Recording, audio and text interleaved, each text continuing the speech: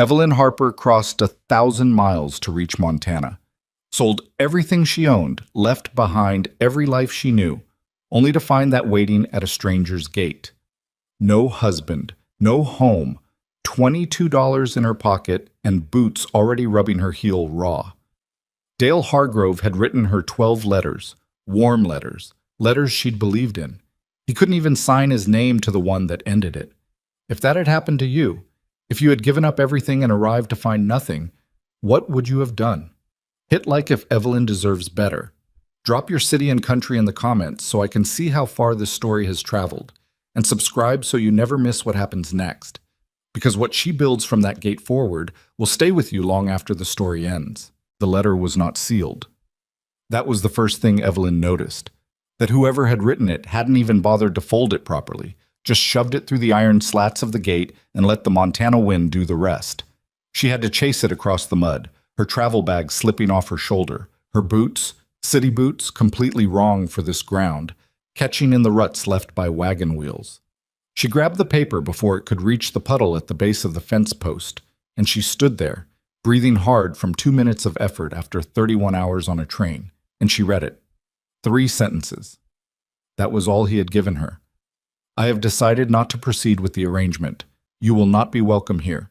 Do not attempt to make contact. No name signed at the bottom. Not even that. Evelyn stood at the gate of the Hargrove Ranch, and the ranch belonging to a man named Dale Hargrove, who had written her 12 letters over 4 months, who had described himself as hardworking and decent and lonely, who had sent her a train ticket and a promise. And she read those 3 sentences 4 times. Not because she didn't understand them. She understood them perfectly on the first pass. She read them again because some part of her brain kept insisting that there must be more. That a man who had corresponded with her for 4 months, who had accepted a formal arrangement through the agency, who had signed a contract, that such a man would not reduce her to 3 sentences and an unlatched gate. But there was no more. The back of the page was blank. She looked up at the ranch. The house sat about 200 yards from the gate, a solid 2-story structure with a covered porch and smoke already rising from the chimney. Someone was home. Someone had been home long enough to start a fire this morning. She could see the glow of a lamp in one of the downstairs windows, and as she stood there with the letter in her hand, she saw a shadow move past that window. Unhurried. Comfortable. He was inside. He had written the letter, walked out to the gate, pushed it through the slats, and walked back inside to his fire. The cold that moved through her then had nothing to do with the November air. She had left Philadelphia with $63. She had spent 41 of them on additional travel costs the agency hadn't covered, a connection she'd missed in Chicago, a hotel night she hadn't planned for, food because she'd underestimated how long the journey would take. She had $22 left, a bag with 2 changes of clothes, a small photograph of her mother, and a sewing kit her aunt had pressed into her hands at the station platform while telling her not to be stupid about this. You're already doing something stupid, her aunt had said. At least take the sewing kit. Evelyn put the letter in her coat pocket. She didn't crumple it. She didn't tear it. She folded it neatly along a crease that wasn't there and slid it in beside her coin purse. And then she stood at the gate of Dale Hargrove's ranch and tried to think. The nearest town was Delwood. She had passed through it on the wagon the agency's representative had arranged, a quiet man named Pruitt, who had collected her from the rail station and driven her the 6 miles out here without much conversation. He was long gone. The wagon had disappeared around the tree line before she'd even reached the gate. She had thought that was fine at the time. She had thought she was minutes away from a door opening and a new life beginning. 6 miles back to Delwood. On foot. In boots that were already rubbing her left heel raw. With $22 and no plan, and no one expecting her anywhere. She almost laughed. It came up in her throat like something physical, bitter and inappropriate, and she pressed her lips together and swallowed it back down. This was what she had chosen over staying in Philadelphia and taking the seamstress position at the factory. This was what she had chosen over the cramped boarding house and the 4 other women she shared a room with and the smell of cabbage that had permanently embedded itself in the walls. She had read Dale Hargrove's letters and believed them. She had let herself believe them because she'd wanted to, because the alternative, staying exactly where she was and watching another 10 years pass the same way, had felt like a slower version of the same death. She picked up her bag and started walking. Not toward town. Not yet. She needed a minute. Just a minute to be somewhere that wasn't the gate of a man who had decided she wasn't worth the courtesy of a face-to-face conversation. She walked along the fence line, away from the house, until the ground rose slightly and she could see more of the valley spread out below her. It was, even she had to admit, genuinely beautiful, wide and cold and pale gold in the November light, with mountains in the distance that looked like something painted rather than real. The Gallatin Valley, she'd read about it. Rich grazing land, good water. That was why the agency had so many listings from this part of Montana. Ranchers who needed wives because the work out here chewed through a man's capacity to manage everything alone. She wondered what Dale Hargrove's real reason was. The letters had been articulate, warm, even in places. She had not imagined that. She had read them enough times that she could have recited them. Something had changed his mind. Or someone had. Or perhaps nothing had changed at all, and she had simply read warmth into words that hadn't contained any. She heard the horse before she saw it, a steady clopping sound on the far side of the fence, coming from the neighboring property. She turned, and a man on a gray horse was watching her from about 30 feet away. He had stopped his horse completely and was sitting very still, and she had the uncomfortable sensation of not knowing how long he had been there. He was somewhere in his mid-30s, she guessed, dark hair under a worn hat, a face that didn't give much away. Not unfriendly exactly, but not warm either. Just watching. "You're the woman Hargrove sent for," he said. It wasn't a question. Evelyn straightened. "I was," she said. "Apparently the situation has changed." He didn't react to that. "I saw Pruitt's wagon leave without you." "He had other deliveries." "Pruitt doesn't have other deliveries. He just didn't want to be involved." The man's horse shifted slightly, and he adjusted without looking down, the movement completely automatic. "You read the letter?" "I did." "How much money do you have?" It was such a blunt question that it startled her into answering honestly. "Enough to get back to town. Possibly enough for a night at whatever passes for a hotel. After that, I'd need to make some decisions quickly." "You have family somewhere?" "An aunt in Philadelphia." "Can she help you?" Evelyn thought of her aunt who had lent her the last of what she'd needed to make up the agency's fee. Her aunt who ran a laundry with her husband and had 3 children of her own and a mortgage that kept her awake at night. "Not without significant difficulty," she said. The man on the horse was quiet for a moment. He looked at the Hargrove house, then back at her. "I'm Silas Boone," he said. "That's my property." He gestured behind him with a slight tilt of his head. "I've got a situation at my place that might be worth discussing, if you're interested in hearing it before you start walking." "What kind of situation?" "The kind that's been getting worse for about a year." He paused.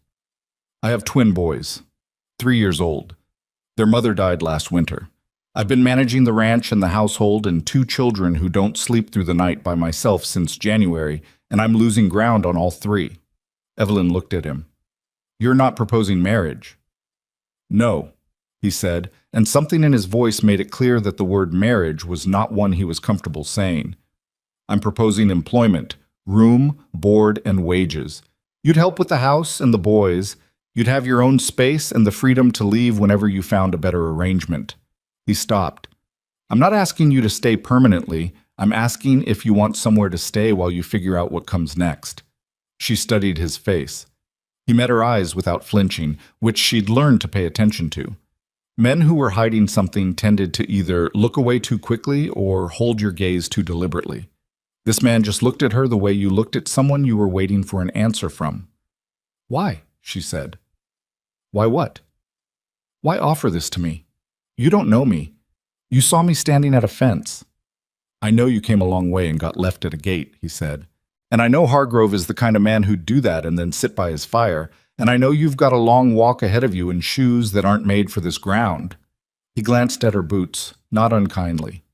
"And I know I haven't had a decent meal or a full night's sleep since January, and my boys need someone who can be present with them during the day while I keep the ranch from falling apart." He looked back at her face. That's why. It was, she thought, the most honest answer anyone had given her in a long time. "I'd want to know the wages before I agreed to anything," she said. "Fair."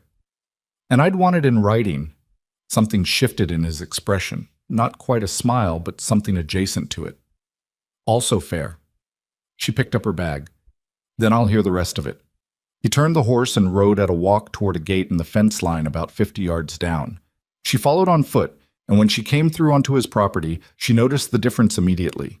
The grass was thinner here, more worn, the kind of overworked ground that happened when the maintenance fell behind. The fence posts were solid, but the top rail on one section needed replacing. A bucket sat outside the barn door, tipped on its side, uncollected. A man running out of hours in the day. She recognized it. The ranch house was a single story, longer than it was wide, with a porch that ran the full length of the front. As they came up the drive, the door opened and a child appeared. Small, dark-haired, wearing one boot and one sock, staring at her with enormous dark eyes that were unmistakably his father's. Then a second child appeared behind the first, identical in every way except that this one was holding a wooden spoon. They stared at her. She stared back. "Owen," Silas said, dismounting. "Wyatt. This is Miss Harper. She might be staying with us for a while." Neither boy said anything. The one with the wooden spoon pointed it at her, an ambiguous gesture that could have meant anything from warning to greeting. "Hello," Evelyn said. The one in one boot turned and disappeared back inside. The one with the wooden spoon continued to regard her for another long moment, then followed his brother. "They don't talk much to strangers," Silas said. "Most 3-year-olds don't. They didn't even talk much to me for a while after their mother passed." He said it matter-of-factly, the way you said things you'd had a long time to get used to, even when you hadn't actually gotten used to them. They came back around eventually, but they're cautious. He led the horse toward the barn, and Evelyn followed him to the porch steps, where she set her bag down and waited. Through the open door, she could hear the sounds of the house, the fire, the wind against the windows, something small and rapid moving around inside, and then a crash that was immediately followed by silence, the particular silence of children who have broken something and are deciding whether to confess. Silas, from inside the barn, called out, "Whatever that was, set it back where it was." A scrambling sound. More silence. Evelyn sat down on the porch steps because her feet hurt and because no one had told her not to, and she looked out at the valley. The mountains were still there, still painted-looking, still indifferent to the fact that her plan had collapsed entirely this morning. The cold was sharper than it had been in Philadelphia, cleaner, somehow. She reached into her coat pocket and pulled out Dale Hargrove's letter. Read it one more time. 3 sentences. No name. She folded it again, and this time she did crumple it, just slightly, just enough, and she put it back in her pocket. Not because she needed to keep it, because she was not ready to throw it away yet. Anger, she had found, was a useful fuel. She didn't want to waste it. When Silas came back from the barn, she was ready. "Tell me the wages," she said. He sat down on the top porch step, one step above her, and rested his arms on his knees. $12 a month, he said. "That's what I can manage. Room and meals on top of that." It was less than the factory in Philadelphia. It was also room and board in a place where room and board were things she currently did not have. And the contract? "I'll write it out tonight. You can look it over in the morning." "What are the terms?" "You can leave with 2 weeks' notice. I can end it with 2 weeks' pay. You have the room at the back of the house. It has a lock, and the key is yours." He looked at her steadily. "I mean that about the lock. This is a working arrangement. That's all it is." She nodded slowly. "The boys. What do they need?" He exhaled, and in that exhale she heard a year's worth of tired. "They need someone who'll sit with them, read to them, make sure they eat at regular times and go to sleep before midnight. They need someone who can give them the kind of steady attention that I—" He stopped. Started again. "The work on the ranch runs from before dawn to after dark this time of year. I can't be inside and outside at the same time. They need someone inside." "Have you tried to find anyone locally?" 3 women turned it down. 2 because of the boys' ages. 1 because— He stopped again. "Word gets around about what happened to their mother. People get ideas about this place." "What happened to their mother?" He looked at her, a long, measured look. "Fever," he said. "It came fast and it didn't leave her time." His voice was flat in the way that voices got when you'd practiced saying something enough times that the words stopped carrying their full weight. There was nothing anyone could have done differently, but people out here have long memories and short explanations. Evelyn thought about that, about a man on his own for a year with two small boys and a ranch and a valley full of people who decided the details of his wife's death meant something they had no evidence for. "All right," she said. He looked at her. "All right meaning?" "All right meaning I'll try it. 1 month. Then we renegotiate if it's working." She met his eyes, and I want it understood that I'm not here because I have no other options. He held her gaze for a moment. "You are here because you have no other options." "I know that," she said. "I'd still like it understood." A pause, and then, unmistakably, a small shift in his expression. Not quite respect, but something on its way to becoming it. "Understood," he said. She stood up, picked up her bag, and followed him inside. The house was not what she'd expected. She had prepared herself for something bleak, the accumulated neglect of a man managing too much alone. And there was neglect, certainly. The dishes were stacked in a way that suggested they'd been there long enough to become architectural. The floor near the door had tracked mud that had dried and been walked on and dried again in several distinct layers. The curtains on the front window were crooked, one side pulled further than the other, and no one had straightened them. But the walls were solid. The furniture, while worn, was well made. There was a bookshelf beside the fireplace with actual books on it. Not decorative ones, red ones, spines cracked and covers worn. And in the corner of the main room, two small boys sat on a braided rug sharing a wooden horse, not fighting over it, just holding it between them in the particular cooperative way of children who have only each other for most of the day. They looked up when she came in. The one she thought might be Owen put his hand over the horse protectively. The one she thought might be Wyatt tilted his head at a slight angle, studying her with his father's eyes. "Which one is which?" she asked Silas quietly. "Owen's the one watching the door. Wyatt watches people." He moved toward the kitchen. "I'll put coffee on." Evelyn stood in the middle of the room. Both boys watched her. She didn't crouch down to their level or make her voice higher, or use the kind of bright, forced enthusiasm that adults sometimes deployed with children like a weapon. She just looked at them the same way they were looking at her. "I like your horse," she said to Owen. He looked at the horse, looked at her, said nothing. "Does it have a name?" Wyatt held up the wooden spoon which he had apparently carried back inside with him. He pointed it at her and said with complete seriousness, "Biscuit." "Is that the horse's name or yours?" she said. He lowered the spoon, thought about it. "Horse," he said. "Biscuit," she said. "Good name." Neither boy smiled, but Owen moved his hand off the horse, which wasn't the same thing as smiling, but it was something. From the kitchen, she'd heard the sound of Silas filling a kettle and the stove lid lifting, and the particular hollow knock of a man moving through domestic tasks with the efficiency of someone who has done them enough times to hate them. She set her bag near the door, not fully inside, not fully out, and she looked at the house she was going to try to make work. $12 a month, a locked room, two boys who didn't talk to strangers, a man who had told her she was here because she had no other options, and had said it not to be cruel, but because he appeared constitutionally incapable of saying anything that wasn't exactly true. She could leave. She knew she could leave. That was the part that mattered. She could leave.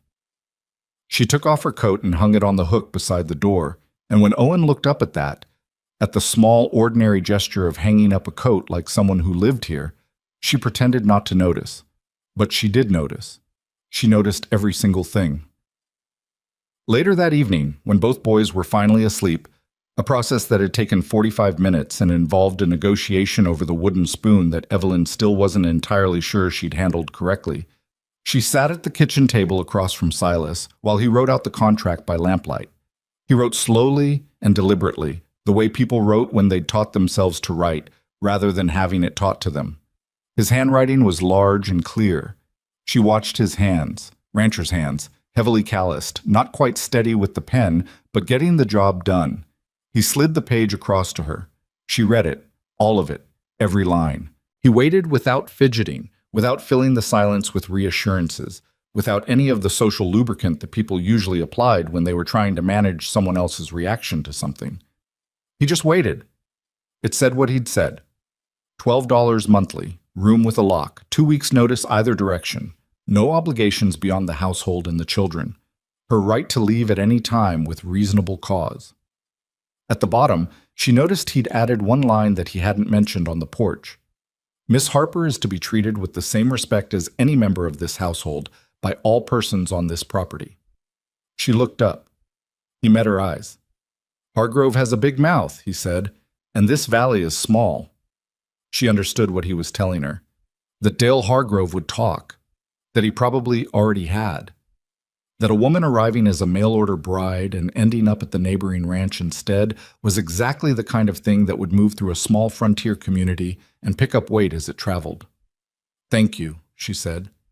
He took the pen back without making it into a moment. "Sign it if you're satisfied." She signed it. He signed below her name. He put his copy in the drawer and slid hers across the table, and then he stood up, picked up the lamp, and said, "The room's through there. The bed's made up. The window sticks, but it opens if you push the upper corner. Good night, Mr. Boone." "Boone is fine." He paused at the doorway. "You were right earlier. What you said about not wanting it understood that you had no other options." She waited. "Whatever the reason you came," he said, "you're here now. That's enough." He carried the lamp into the back of the house, and she sat alone for a moment at the kitchen table in the dark, with the sound of the fire settling and the wind outside, and somewhere distant, the sound of a coyote with something to say about the night. She reached into her coat pocket, still hanging by the door, and took out Dale Hargrove's letter. She sat with it for a long moment. Then she got up, opened the door of the stove, and put it in. She watched it go. She closed the stove, picked up her bag, found the room at the back of the house, exactly where Silas had indicated, with a key already in the lock. She turned it, heard the bolt engage. She sat on the edge of the bed in the dark, in a house she didn't know, with a contract she hadn't expected, and 2 boys she hadn't planned for, and a man who spoke like every word cost him something he'd rather spend elsewhere. This was not what she had come to Montana for. She knew that. She also knew that Dale Hargrove's letter was ash now, and the key to this room was in her hand, and tomorrow was going to require everything she had. She lay down in her coat. She'd unpacked properly in the morning, and pulled the blanket over herself and stared at the ceiling she couldn't see, and thought about her aunt pressing the sewing kit into her hands at the Philadelphia station. At least take the sewing kit. She was going to write her a letter tomorrow. Something honest. Not about Dale Hargrove, not yet. Just that she'd arrived, that she was safe, that the mountains looked like something painted rather than real, that she'd figure the rest out. She closed her eyes. The wind pressed against the window that stuck but opened if you pushed the upper corner, and somewhere in the house Owen or Wyatt made a small sound in his sleep, not distressed, just present, just human. And Evelyn Harper, 27 years old, 3,000 miles from the life she'd walked away from, made herself breathe slowly until it felt like something she was choosing rather than something that was just happening to her. She slept. She slept better than she had any right to. That was the first surprise. She'd expected to lie awake most of the night running through every decision that had brought her to a locked room in a stranger's house in Montana. But exhaustion had its own logic, and her body had simply shut down somewhere around the point where she'd stopped arguing with herself and started listening to the wind. The second surprise was Owen. He was sitting on the floor outside her door when she opened it at first light, both boots on this time, holding a tin cup of something that had gone cold. He looked up at her with his father's eyes and held the cup out without saying anything. She took it. It was coffee, or what passed for coffee, weak and slightly burnt, the kind that happened when a small person had been left unsupervised near a stove, which was a thought that alarmed her considerably. "Did you make this yourself?" she said. Owen shook his head. He pointed toward the kitchen. Silas was already gone. There was a pot on the back of the stove, still faintly warm, and a note on the table in that large, careful handwriting. "Boys up by 7. Oats in the tin above the stove. Back midday. B." Not even his full initial, just B, like he'd started to write Boone and then reconsidered the effort. She stood in the kitchen with her cold coffee and her first Montana morning and took stock. The house looked different in daylight. harder to excuse and harder to condemn. It was not filthy. It was neglected in the specific way of a place where one person had been trying to maintain what two people had built, and the math had simply stopped working. The floor near the door still had its layers of dried mud. The dishes were still stacked, but the walls were clean and the stove was functional, and someone, Silas, presumably at some point before January, had put up proper shelving in the kitchen and built it level, which was not nothing. Wyatt appeared from the direction of the bedroom, also fully dressed, also wearing 2 boots, dragging a blanket behind him. He stopped when he saw her and assessed the situation with the particular gravity of a 3-year-old deciding whether to commit to his morning. "Hungry," he said. "Then we'll make oats," she said. He considered this. "With biscuit?" She looked at him. "The horse cannot eat oats with us. He lives in the barn." Wyatt looked at the ceiling, then back at her. "He could visit." "He could not," she said, and went to find the tin above the stove. That was how it started. Not with warmth exactly, and not with the easy comfort that people later sometimes assumed, as if she had simply arrived and the boys had loved her and the house had sorted itself out. None of it was like that. Owen didn't speak to her directly for the first 4 days. He answered questions with nods or with Wyatt, using his brother as a kind of translator, which Wyatt performed with great seriousness and zero accuracy. He once relayed that Owen wanted more water by informing her that Owen wanted a different sky, and when she'd looked to Owen for clarification, Owen had just looked at his cup. She figured out the water on her own. The work itself was straightforward enough. She'd run a household before, in Philadelphia, for 2 years after her mother died, and before her aunt had taken her in. She knew how to stretch meals and manage a fire and keep a floor from getting worse, even when she didn't have the time to make it better. What she hadn't done was manage any of it with 2 small witnesses who tracked her every movement with the focused attention of scientists documenting a new species. They watched her sweep. They watched her hang laundry. On the 3rd morning, she turned around from the stove to find both of them sitting on the kitchen table, not beside it, on it, watching her cook with their chins in their hands like small, judgmental philosophers. She didn't tell them to get down. She handed them each a spoon and told them if they were going to watch, they could at least be useful, and Wyatt immediately began stirring invisible ingredients in his lap while Owen held his spoon very still and continued to watch her with his father's eyes. Silas came in at midday the way he always did. Boots on the porch, hat on the hook, hands washed at the pump outside before he came in, every time, without exception. He sat at the table and ate what she put in front of him without comment or complaint, which she appreciated, and he answered her questions about the ranch with the same efficient honesty he'd applied to everything else. "The water," she said on the 4th day. "There's a problem with pressure in the kitchen line." He looked up from his plate. "Since when?" "I don't know. Since before I got here, I'd guess. It's getting worse." He set his fork down. "I'll look at it this afternoon." "I already looked at it. The joint at the back of the house is cracking. You'll need to replace it before it freezes, or you'll lose the line entirely." A pause. He studied her. "You know about water lines?" "I know about cold weather and cracking joints and what happens when you wait too long. The rest is common sense." She looked at her own plate. "I'm telling you now, so you have time to get to town for the part. If you wait until it fails, you'll be hauling water from the pump through a Montana winter." He picked up his fork again. "I'll go to town tomorrow." She nodded. That was all. Neither of them made anything of it. But she noticed that afternoon when she took the twins outside for what she'd started calling their hour, an experiment in structured outdoor time that mostly resulted in Wyatt attempting to eat gravel while Owen investigated the fence posts with scientific thoroughness. She noticed Silas coming around the back of the house and crouching down at the waterline junction, looking at it for a long time. Not fixing it, just looking. The way a man looked at something he should have caught earlier and hadn't. He didn't say anything about it at supper, but he went to town the next morning. The town itself came to her before she came to it. Delwood was small enough that news traveled faster than wagons, and the news of her had apparently been circulating since before she'd even taken the job. She became aware of this gradually, through the things Silas mentioned in passing and the things he didn't mention at all. A rancher named Caldwell had asked him about the situation with his new hired woman. A woman from town had apparently made a comment at the feed store that Silas repeated to her in a careful, neutral voice that told her more about his feelings on the subject than any amount of direct statement would have. "What exactly did she say?" Evelyn asked. that it was irregular. He was fixing a bridle at the kitchen table, his hands moving with a precision he never quite achieved with the pen. And that Hargrove had mentioned you'd shown up unannounced expecting to move right in. Evelyn put down the sock she was mending. Unannounced. That's the word she used.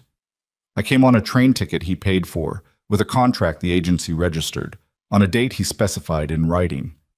She kept her voice even. She was proud of how even she kept it. I have the letters, all 12 of them. I know that. Does anyone else know that? Silas tied off a knot in the leather with the focused attention of a man thinking about something other than what his hands were doing. They'll know what they decide to know, he said. That's how it works out here. That's how it works everywhere, she said, and picked the sock back up. She had understood from the beginning that Dale Hargrove would not let the situation simply sit. Men who wrote letters like that, 3 sentences, no name, not even the small dignity of a signature, did not let things sit. They talked. They shaped the story before you could.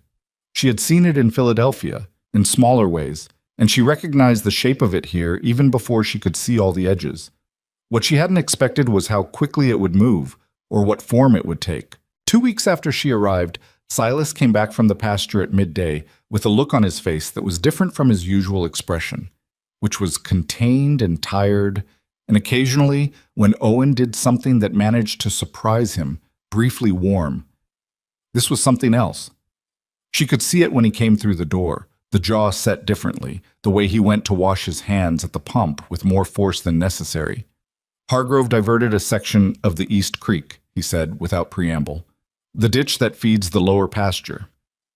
She didn't fully understand the implications yet, but she understood from his voice that she should. Can he do that legally? Debatable. He dried his hands. The water rights in this valley are a mess. Half of them were established before the territory formalized anything, and the records are incomplete. He knows that. He's been watching the east pasture since last spring. It's the best grazing on my property. If he can cut my water access, he can starve out the lower section, and I'll have to pull the cattle up to the ridge, which is already crowded. And it starts now? 2 weeks after I... Yes. He looked at her. Yes. It starts now. She absorbed that. She turned it around in her mind, the sequence of it, the timing, the particular ugliness of a man who'd abandoned her deciding to punish the neighbor who'd helped her. I'll look at the water rights documentation, she said. He stared at her. What documentation? Whatever you have, any paper records from when this property was established. Deeds, letters, anything from the territorial office. If the rights are unclear, then the history of use matters. Who drew from that water and when and for how long? It can be established. She paused. I'm not a lawyer, but I can read and I can organize, and from what you're describing, that's what this needs before it needs anything else. He was still looking at her in that way he had. Not skeptical, exactly, more like a man recalibrating something he'd thought he understood. The papers are in a box in the back room. Then that's where I'll start. He nodded, went back outside. She listened to his boots on the porch and thought about Dale Hargrove sitting by his fire with his long memory and his short letter, and she thought about how anger was a useful fuel, and then she went to find the box. The papers were exactly the chaos she'd expected. Receipts mixed with deed records, mixed with letters from the Territorial Land Office that had never been answered, or had been answered and the replies lost. She spread them across the kitchen table after the boys were asleep, and spent 3 evenings sorting them into an order that was at least chronological, if not yet legible as an argument. Silas sat across from her on the second evening and watched her work without interfering, occasionally handing her something she'd missed or identifying a name she couldn't read. Who's R. Calloway? She asked, holding up a letter. Rancher who had the east pasture before my father bought it. Died around 1868. Did he have a water claim? He must have. The creek was there before the property changed hands. Then there's a continuity of use that predates Hargrove's property by at least, she looked at the date on the letter. 14 years. He leaned forward slightly to look at the date. That doesn't automatically give me the claim. No, but it gives you a history, and history is harder to argue against than paperwork, because paperwork can get lost. She set the letter in its pile. You need a lawyer who knows water rights. But first you need everything organized, so when you talk to that lawyer, you're not paying him to sort through a box." Silas looked at the organized piles on his kitchen table. "You did this in 3 evenings." "I had time after the boys were in bed." She picked up another letter. "You could have done it too if you weren't doing everything else." "I know," he said, and she could hear in those 2 words everything he wasn't saying. The year of it, the weight of managing what 2 people had built with only 2 hands and half the hours. She didn't push on it. She just kept reading. It was Owen who broke first. She hadn't planned for it to happen the way it did. She hadn't been working toward it exactly. She'd been working toward keeping him safe and fed and occupied, which she'd come to believe was the most honest form of care she could offer a child who didn't trust her yet. She wasn't trying to make him love her. She wasn't sure she'd earned the right to want that. But on the 4th week, on a Tuesday, she was reading out loud from one of Silas's books, a frontier adventure story, the kind with more accuracy than drama. And she'd gotten to a part where the protagonist's horse was in trouble, and she'd looked up to check if the boys were still awake, and Owen was sitting about 6 inches from her knee. Not touching her, just close. Listening with his whole body, his face arranged in an expression of such concentrated investment that she almost stopped reading in surprise. She kept reading. She didn't make anything of it. But when she closed the book 20 minutes later, Owen looked at her and said very quietly, "More?" She looked at him. "Tomorrow," she said. He looked at the book, then at her. Then he climbed into his own small bed, which he shared with Wyatt, and pulled the blanket up without another word. But Wyatt, already half asleep, reached out a hand and patted Owen's arm once, and Owen let him, and Evelyn sat with the book in her lap in the lamplight and felt something move through her chest that she didn't have an immediate name for. She found one eventually. It was something in the vicinity of belonging, though that felt too large a word for what was still a very small thing.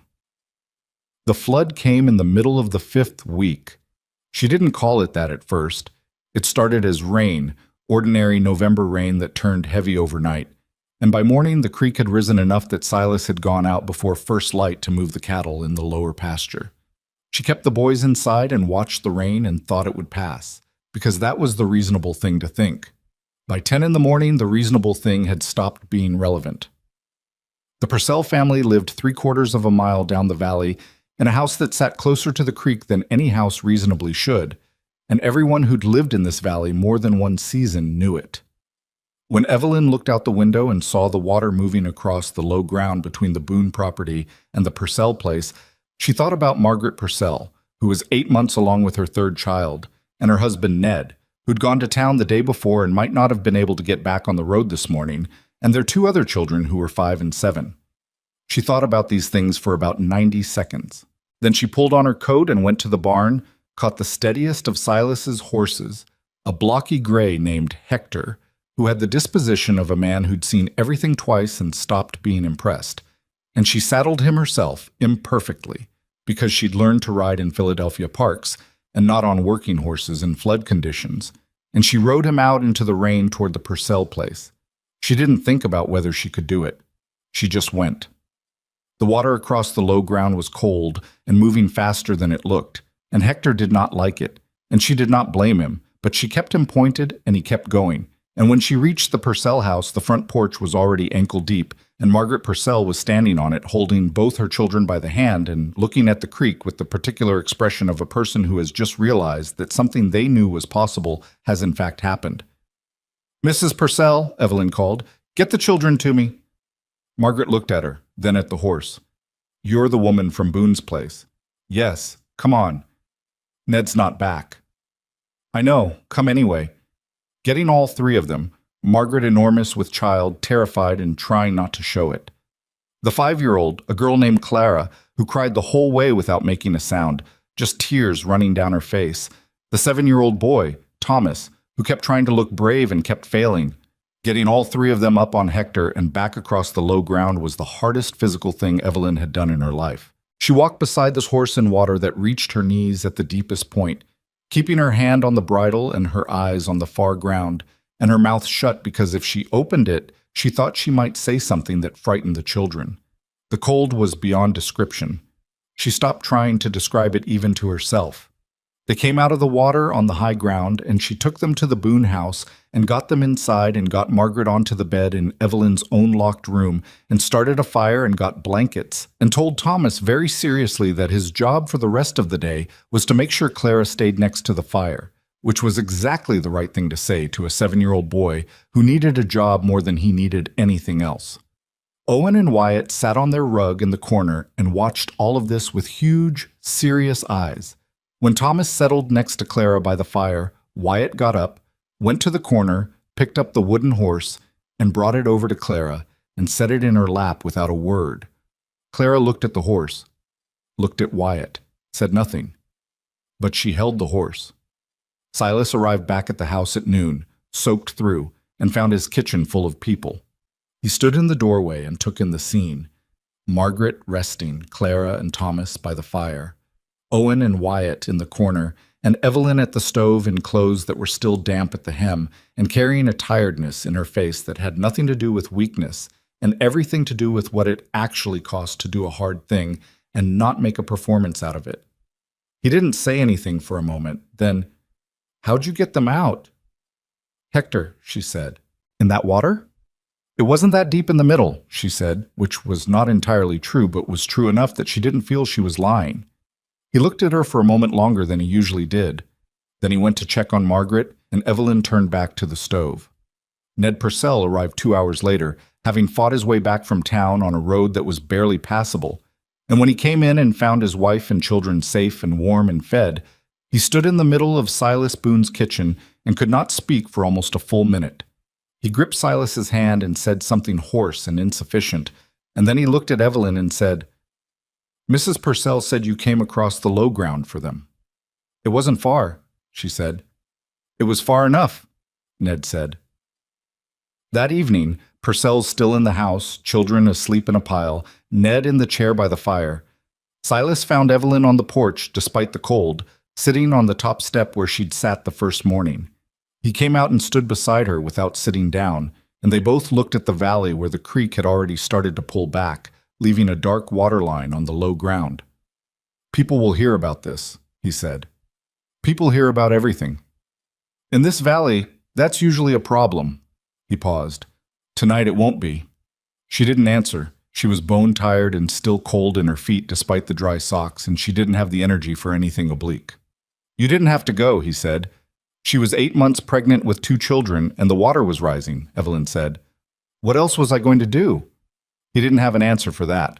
He stood there for another minute, and then he went back inside, and she heard him bank the fire and check the children and move through the house with the quiet efficiency she'd come to recognize as his particular form of care. Not spoken, just done, just constant, just there. She sat on the porch a little longer. The cold didn't bother her as much as it had the first morning. She wasn't sure when that had changed. By the following week, 3 different families had found reasons to come past the Boone place. 2 of them brought things: a jar of preserved plums from a woman named Hadley, a sack of dried beans from the Caldwell Ranch. The third, a man who ran the feed store in town, came just to talk. He stood in the yard and spoke to Silas about feed prices and water levels, and then, right at the end, said, "Your Miss Harper did a fine thing for the Purcells." "She did," Silas said.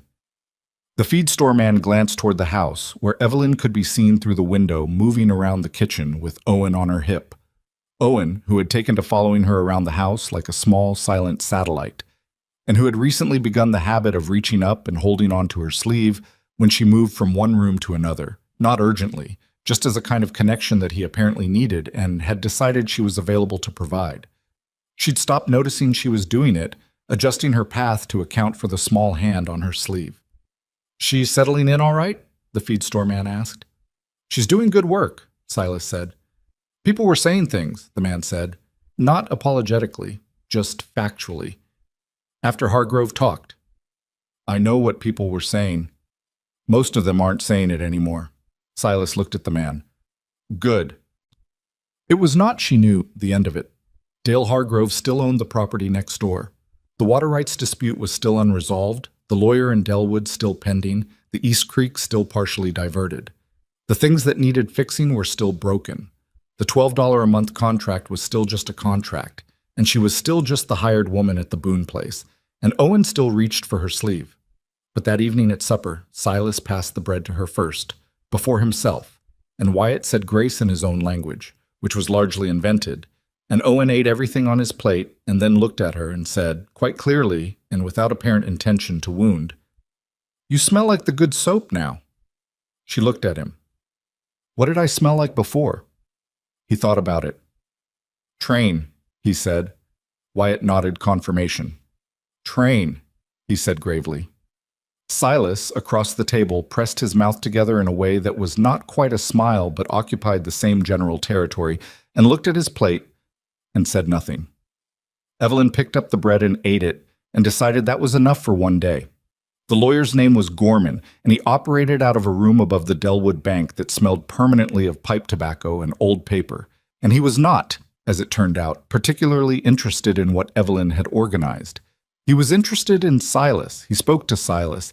He directed all of his questions and all of his summaries and all of his considerable opinions about water law in the Montana Territory to Silas.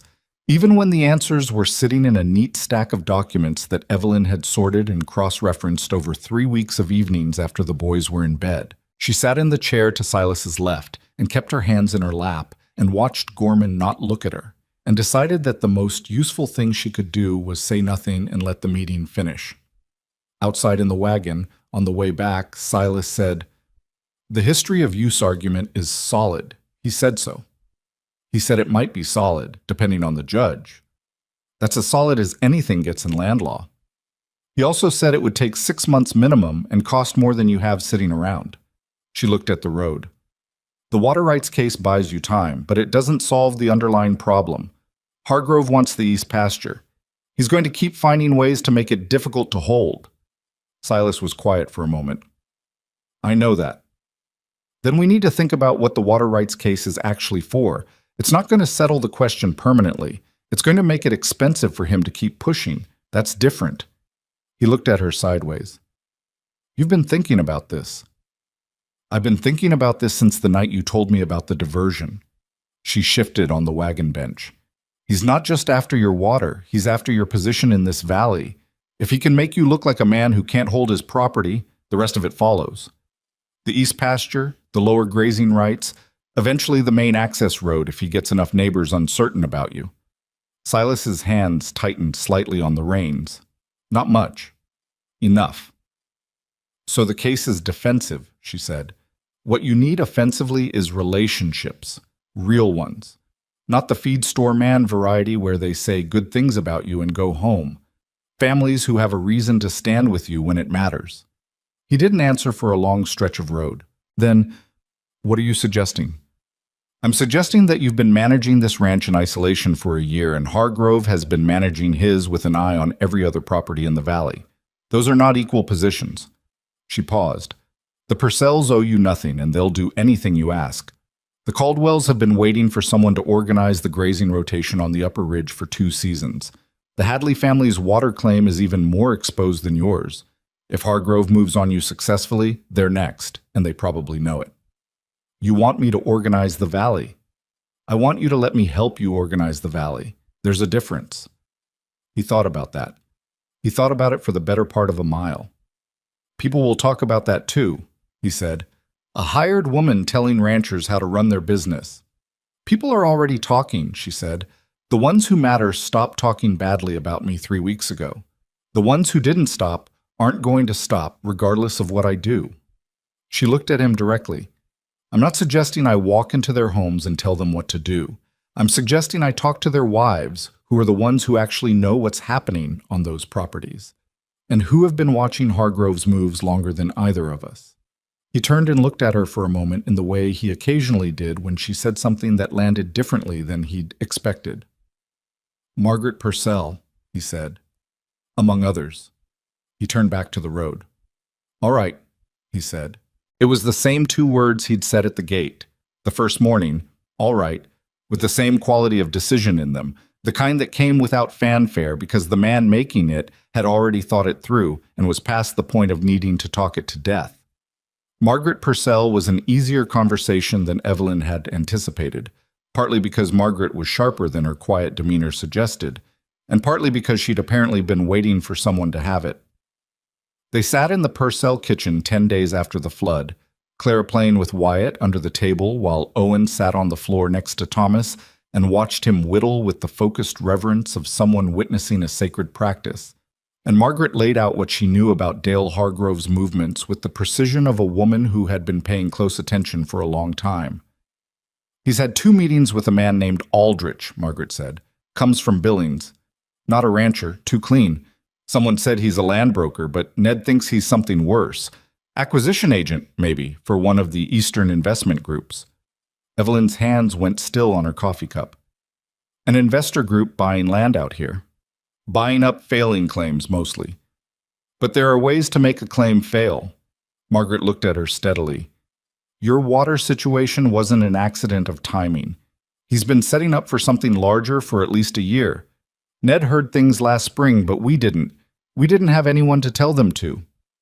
"You have someone to tell them to now," Evelyn said. Margaret nodded, once, the way women nodded when they decided to trust someone and were not going to second-guess it. "What do you need?" What she needed took the better part of December to build. It wasn't a dramatic thing. It never looked dramatic from the inside. It was kitchen table conversations and borrowed wagons and 3 separate afternoons at the Hadley place where Ruth Hadley fed her coffee and told her things about the valley's history that no land record contained because they'd never been written down, just passed between women who'd watched the seasons long enough to know what they meant. It was Evelyn organizing a meeting at the Boone Ranch that Silas technically called, because a meeting called by a hired woman would have had half the attendance, and which she then sat through in silence while watching the men slowly arrive at the conclusions she and their wives had already mapped out 2 weeks prior. She was not resentful about that. The outcome was what mattered. The credit was a secondary thing, and she had learned in her 27 years that insisting on credit was often the fastest way to lose the thing you'd worked for. The meeting produced what she'd hoped it would, a loose agreement among 7 Valley families to share information about Hargrove's movements and to present a unified front to any outside buyer who came looking for distressed claims.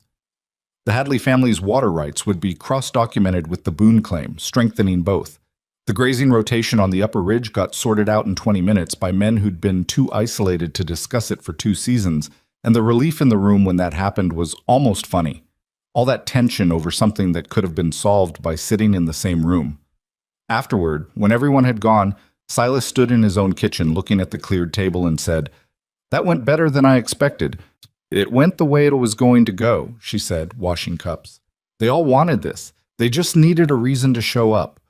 He picked up a cup and dried it, something she'd never seen him do without being asked. "The Hadley cross-documentation was your idea." "Ruth Hadley's idea, originally. I helped her think through the legal form of it. Gorman is going to hate working with 2 claimants." "Gorman will be fine. He charges by the hour."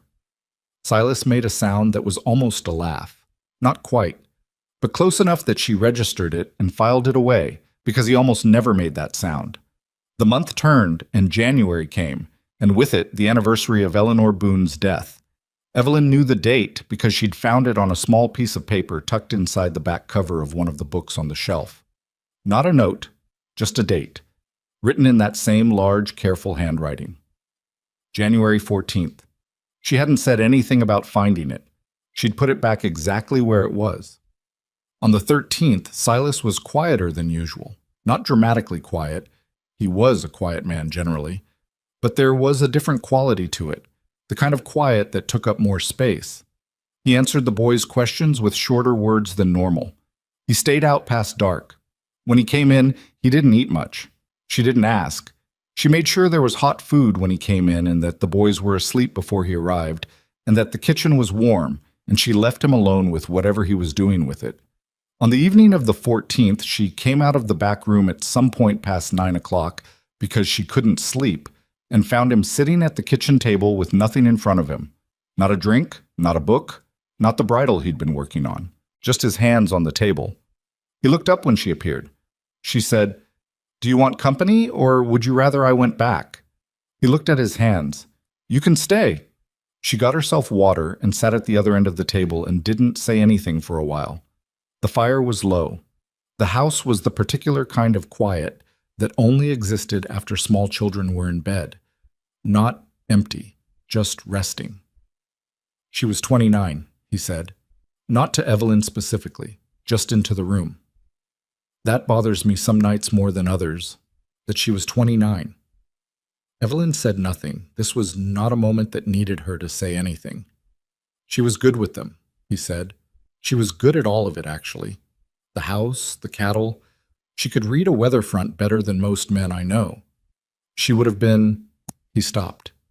She would have been something. She let that sit where he'd put it. After a long moment, he said, I want you to know I'm aware of what you've done here. For this house. For them. He meant the boys, she knew, without him having to say it. I want you to know I see it. I know you see it, she said. I'm not good at saying things. I know that too. He looked at her then, directly, for longer than he usually held eye contact. He looked tired and sad and more human than he allowed himself to appear during daylight hours. She would have liked you, he said. That's not a small thing for me to say. Evelyn held his gaze. She did not look away or deflect it or make it small. Thank you, she said. He nodded, looked at the fire. They sat there for another half hour, neither of them talking much, and it was not uncomfortable. It was the kind of silence that meant something different than ordinary silence, the kind that required a certain amount of trust to sit in without filling it. She went back to bed before he did. She lay in the dark in her locked room and thought about Eleanor Boone, who had been 29 and good at reading weather and had left 2 boys who reached for sleeves and carried wooden horses and still sometimes cried in their sleep without waking up. She thought about the date on the piece of paper tucked in the back cover of the book. She thought about Silas's hands on the table with nothing in front of them. She thought, this is a real place now, not a temporary one. A real one, with its weight and its history and its grief already built into the walls. She wasn't sure what to do with that. She filed it alongside the things she was still figuring out. January moved into February, and the valley problem accelerated faster than she'd calculated. The man named Aldrich appeared in Delwood on a Wednesday, and by Friday he had spoken privately with 3 ranchers on the eastern edge of the valley and made at least 2 of them offers that Ned Purcell described as not insane, which is the problem. An offer that wasn't insane was harder to refuse than one that was insulting. It meant the pressure was real. She heard about Aldrich the same day Silas did, through different channels, she from Margaret, he from Caldwell. And they compared information at supper that evening, with the boys between them eating cornbread with varying degrees of success.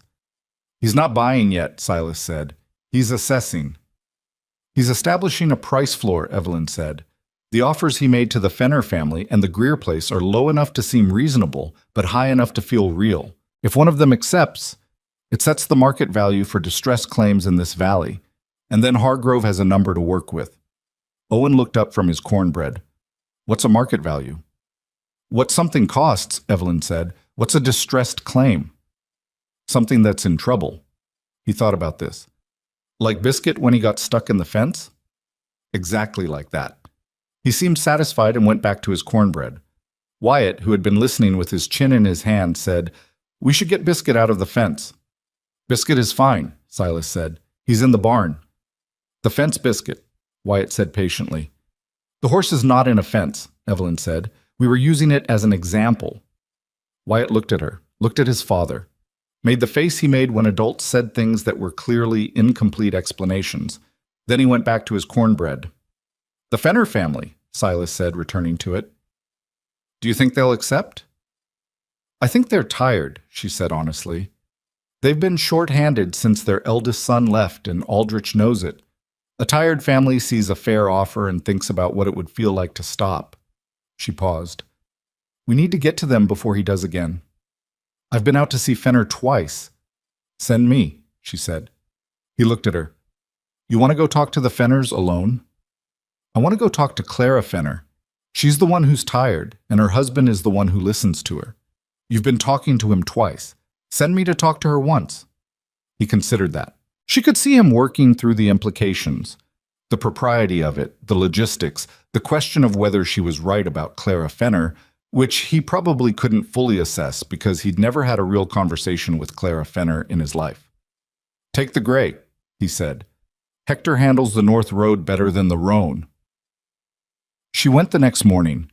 The conversation with Clara Fenner lasted 2 hours and covered topics ranging from exhaustion to property values to what it meant to build something in a valley that someone else wanted to take apart.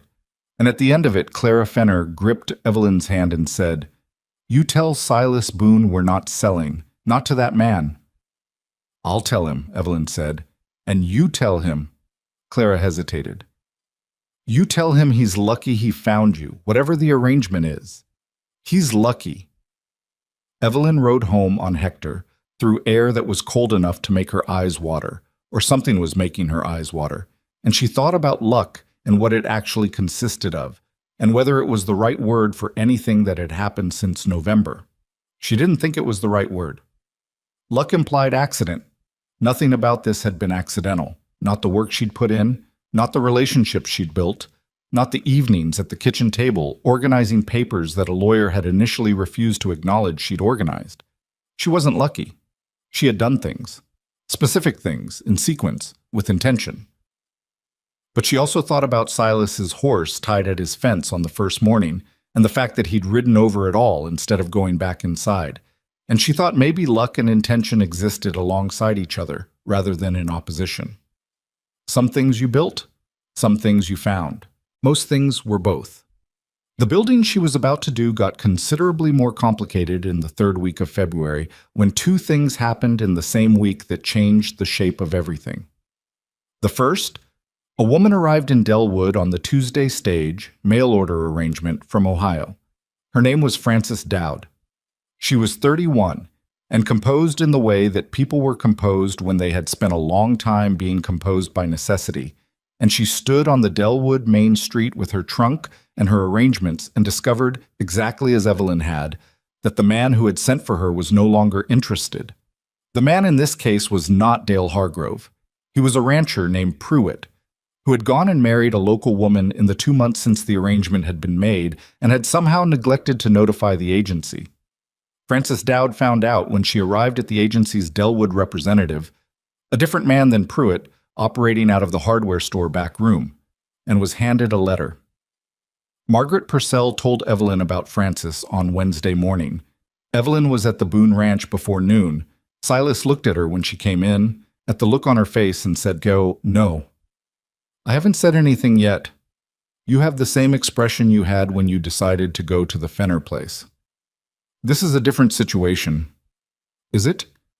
He was at the table with the water rights papers, which Gorman had returned with marginal notes that needed deciphering. "We have a full house." "The back room has a lock," she said. "I used it for 4 months before I moved into the larger room. It's warm and it's functional, and she's standing in Delwood with a trunk and nowhere to go. And it's February." He put down the paper. "This isn't a boarding house. It's not a boarding house. It's a temporary situation for a woman who has nowhere to go in February." She looked at him. "You did it for me." A pause. A long one. He picked up the paper again, which was not the same thing as conceding the point, but was not the same thing as refusing it either. "1 month," he said. "Same terms as yours, from the start. I'll tell her tonight. I'll write the contract." Frances Dowd arrived the next morning with her trunk and her composure and a wariness in her eyes that Evelyn recognized because she'd worn it herself. And she stood in the Boone kitchen and looked at the 2 small boys who were looking at her and said, very carefully, "I'm good with children." Wyatt held up the wooden spoon. He still carried it intermittently, less as a weapon now and more as a kind of talisman. "Biscuit," he said. Frances looked at the spoon, looked at Evelyn. "Is that the horse's name?"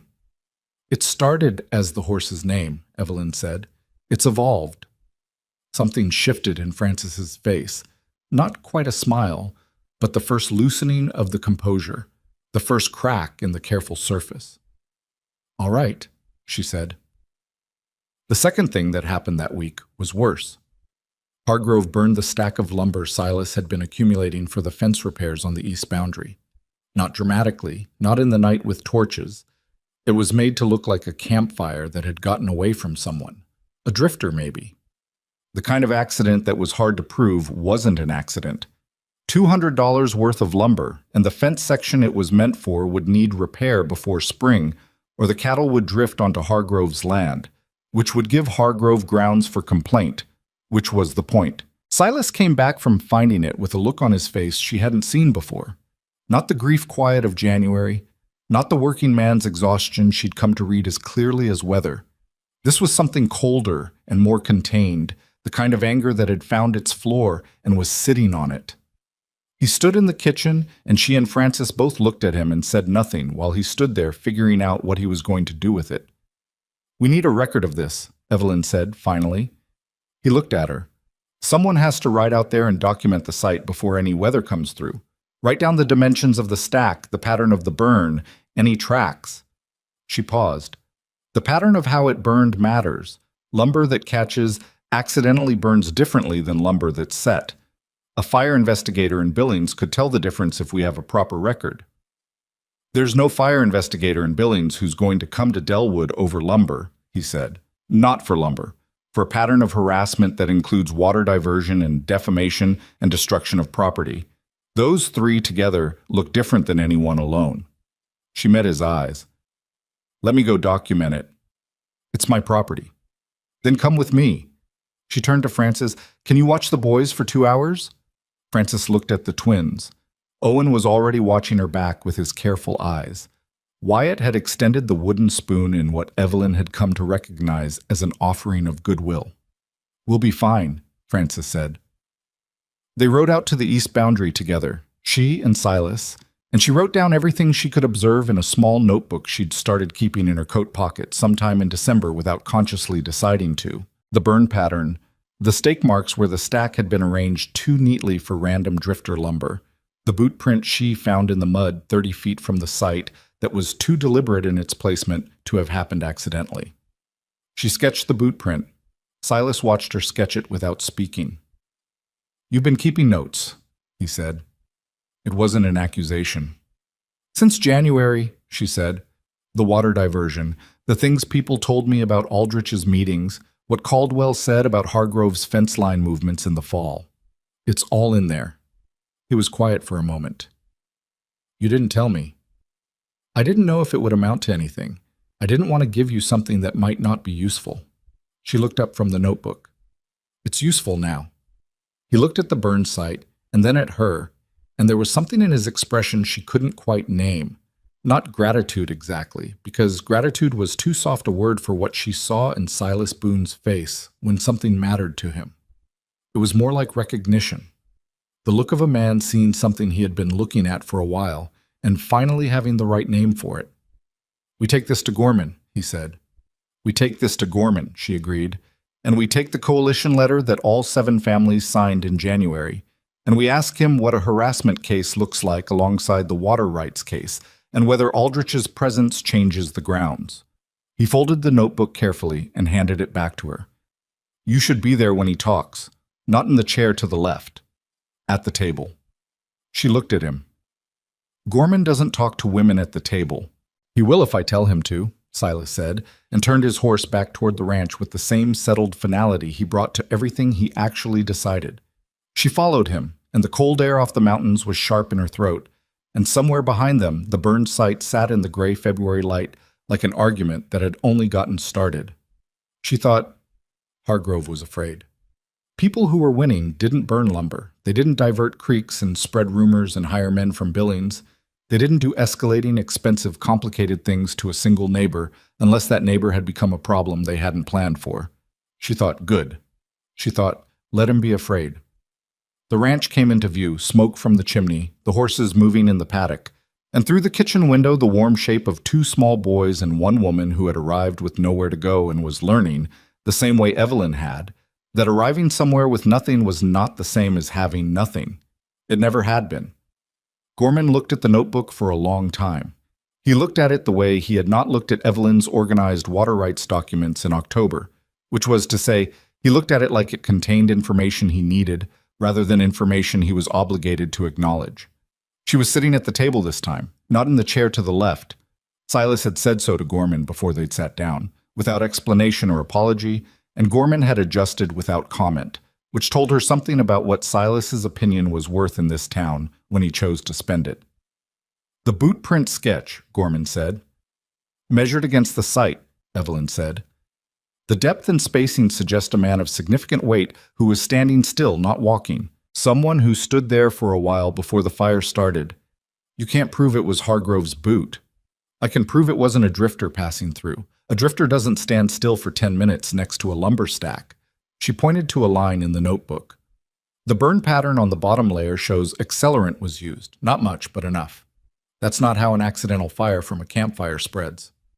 Gorman looked at Silas. She's right about the pattern. I know she is, Silas said. The harassment case alongside the water rights case changes your position significantly. Gorman tapped the notebook with one finger. Separately, each of these is difficult. Together, with the coalition letter from 7 families, you're describing a coordinated campaign to destabilize property values in this valley for the benefit of outside acquisition. He paused. If I can connect Hargrove's actions to Aldrich's presence in a documented timeline, that's not a land dispute anymore. That's conspiracy to defraud. Evelyn had thought that word might come up. She had not said it herself because she'd wanted to hear a lawyer say it first. What do you need from us? She said. Everything in that notebook, sworn and dated. Statements from the 7 families specifically regarding anything they were told by Aldrich or Hargrove about the value of their land. And I need the original water rights correspondence, the Calloway letter especially. He looked at Silas. This is going to take time and it's going to cost money. I know, Silas said. And it's going to make Hargrove move faster. When a man like that realizes he's being documented, he doesn't slow down. He accelerates. Silas met the lawyer's eyes. Then we'd better move faster too. They rode home with more to do than they'd ridden in with, which was how useful meetings tended to end. Evelyn kept the notebook in her coat pocket and felt the weight of it differently than she had before. Not as a precaution anymore, but as a weapon that had been formally recognized as one. What she hadn't calculated for was Frances. Frances Dowd had been at the Boone Ranch for 3 weeks, and in 3 weeks she had become indispensable in the specific way that competent, self-contained people became indispensable when they stopped performing competence and started just exercising it. She had reorganized the kitchen storage without being asked and without announcing it, and Evelyn had only discovered it when she reached for the salt in the wrong place and found it in the right one. She had an instinct with Owen that was different from Evelyn's, less patient in duration but more immediately precise, and Owen responded to it the way he responded to things that surprised him, which was with the careful attention he'd been giving everything since the day she'd arrived. With Wyatt, Frances had made a tactical error on day 2.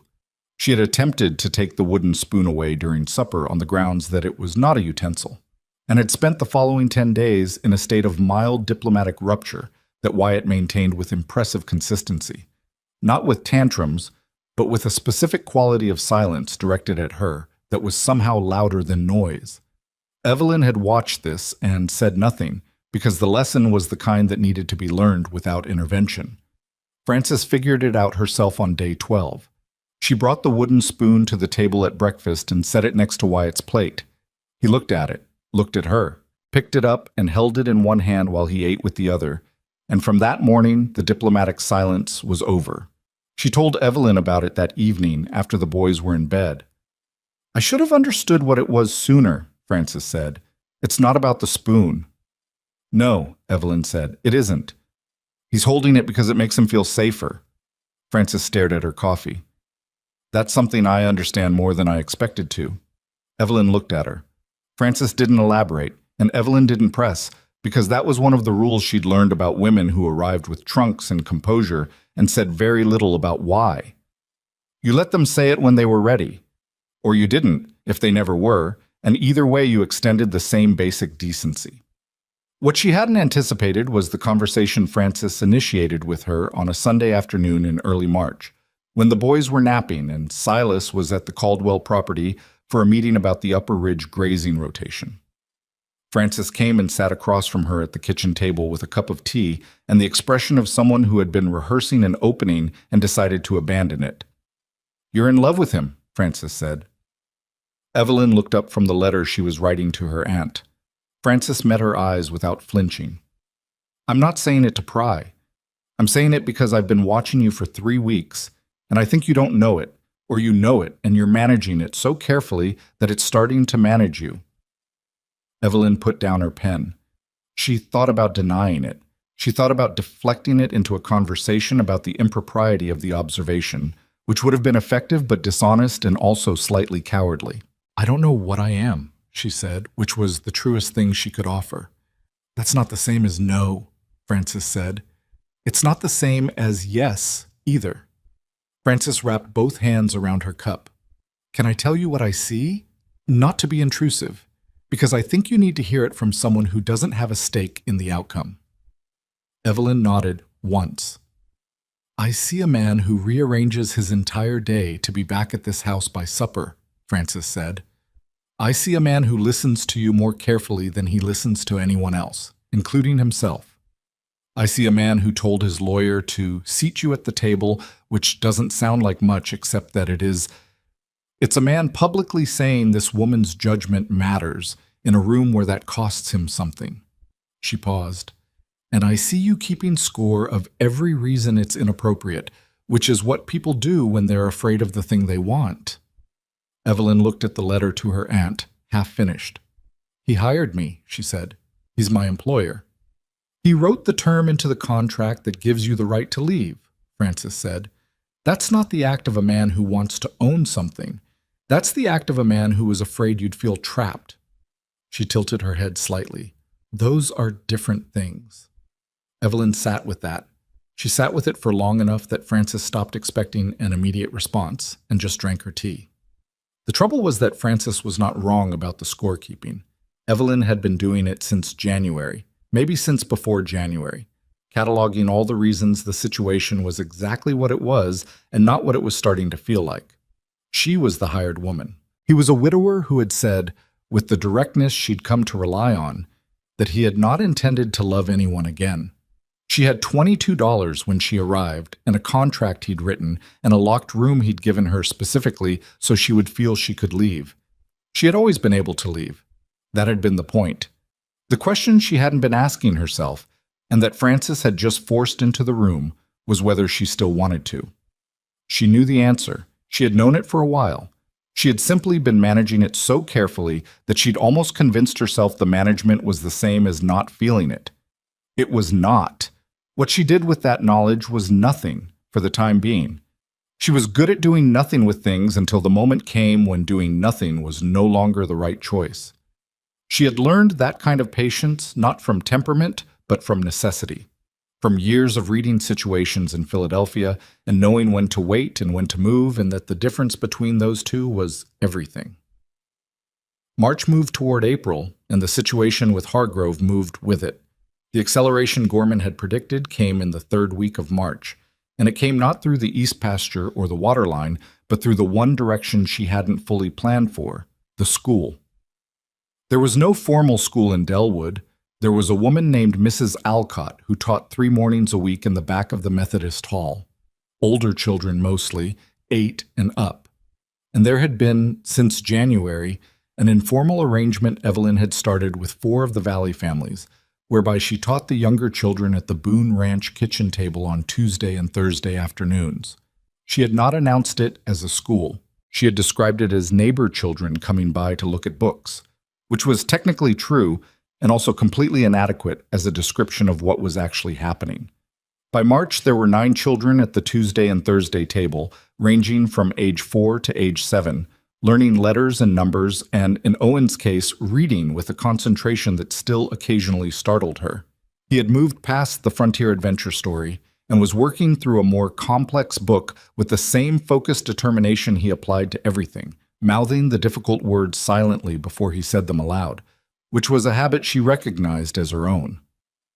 Hargrove moved on the arrangement through the most available channel, which was the territorial education inspector, a man named Lyle, who came through Delwood quarterly and who arrived in the third week of March with a letter signed by Hargrove and 2 other property owners, names she didn't recognize, likely men connected to Aldrich, claiming that an unlicensed educational operation was being run on the Boone property in violation of territorial standards. She heard about Lyle before he arrived. Ruth Hadley sent her son on a fast horse with a note, The way the valley had started operating since January, with information moving between households faster than it used to, because they had decided collectively that it should. Evelyn read the note, folded it, put it in her coat pocket. When Lyle arrived at the ranch the following morning, she was at the kitchen table with 4 children and a McGuffey reader, and she answered the door herself because Silas was in the east pasture, and Francis had taken the twins to the Purcell place for the day. Lyle was a small, dry man in a coat that was too large for him, carrying a leather case and the expression of someone who had been given a task he didn't fully believe in but intended to perform correctly. He looked at her, looked at the children behind her, and said he was there to investigate a complaint.